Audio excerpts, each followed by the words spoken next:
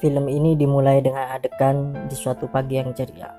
Kedai filosofi kopi sedang ramai seperti biasa.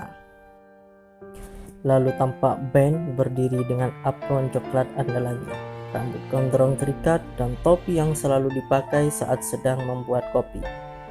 Ia dengan lihai menceritakan filosofi setiap jenis kopi pada pelanggan. Ini termasuk merayu konsumen perempuan dengan menggunakan filosofi cappuccino, keindahan yang mirip kamu.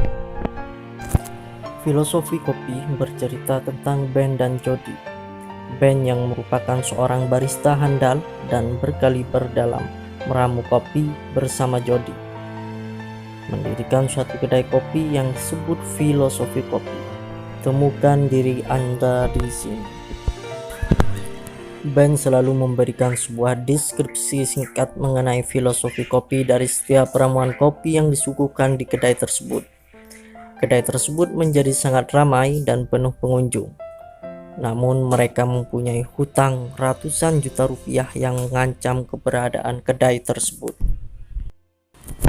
Suatu hari, seorang pria kaya menentang Ben untuk membuat sebuah ramuan kopi yang apabila diminum akan membuat orang menahan nafas saking takjubnya, dan cuma bisa berkata, "Hidup ini sempurna."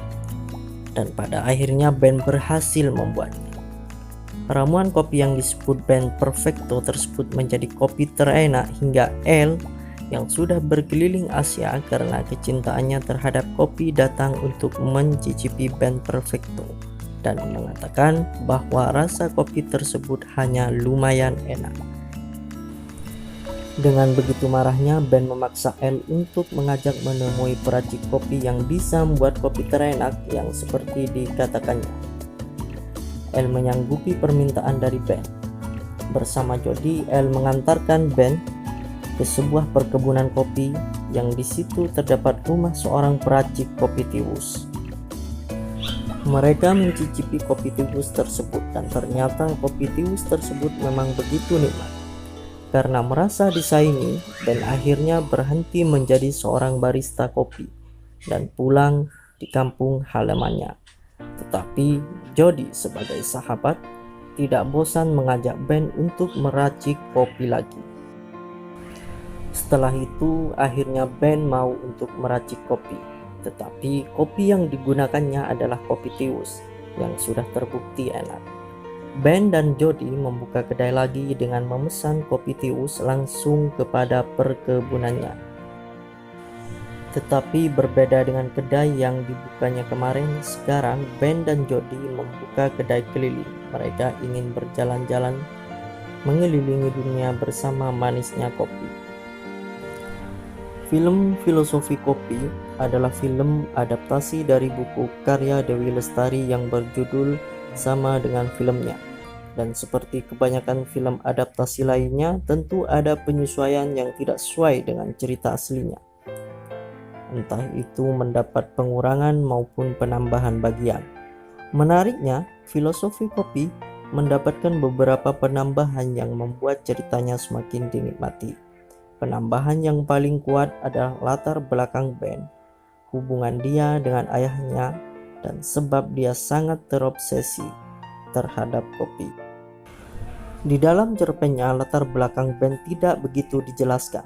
Penambahan ini membuat motif Ben terobsesi kopi menjadi lebih wajar dan membuat alur film lebih masuk akal. Ditambah lagi dengan akting Chico Jericho semakin baik membuat karakter Ben lebih hidup. Penambahan lainnya adalah adanya beberapa karyawan di dalam kafe Filosofi Kopi. Hal ini bisa membuat alur cerita lebih hidup karena seisi film bukan cuma tentang Ben dan Jody saja. Kelebihan lain dari film ini adalah penataan musik yang semakin membuat film nikmat untuk ditonton. Lagu-lagunya yang lembut dan elegan sangat menyatu dengan cerita film. Apalagi lagu Sahabat Sejati yang di remake dari band legendaris Sheila on 7 sangat memberi nyawa pada film tersebut. Filosofi Kopi secara visual sangatlah indah. Cara menyeduh kopi, pewarnaan yang cantik, hingga landscape perkebunan teh dan kopi. Dari segi penceritaan, berhasil meramu kisah yang kompleks, tapi bisa dituturkan dengan sangat baik.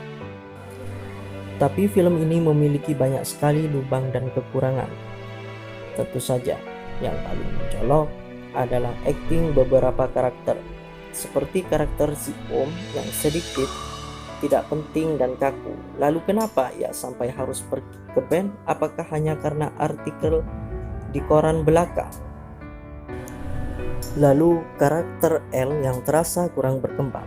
Harusnya sebagai key grader, dia bisa menjelaskan kenapa band Perfecto itu kalah enak ketimbang Tiwus. Apakah persoalan biji, cara sangrai, atau sekedar hambar dan terasa tanpa jiwa? Sayang, sebagai karakter yang digambarkan sebagai penilai kopi kelas internasional, dia malah sama sekali tidak mengeluarkan ilmunya. Filosofi Kopi bukanlah film yang melulu soal filosofi. Cerita-cerita di dalamnya mengumbar tentang obsesi, persahabatan, penemuan jati diri, serta rekonsiliasi hubungan anak dan orang tua juga tidak menawarkan hal yang baru. Maka jika diibaratkan kopi, ini bukan kopi tubruk, apalagi kopi tubruk yang dari biji kopi Tiwus. Film ini adalah secangkir cappuccino, ringan tapi nikmat diminum. Bagaimana menurut kalian kisah film Filosofi Kopi ini? Sumber tahantoni.blogspot.com. Terima kasih telah menonton video ini, semoga bermanfaat. Jika kalian suka dengan video ini, silahkan like, subscribe, comment, and share. Terima kasih.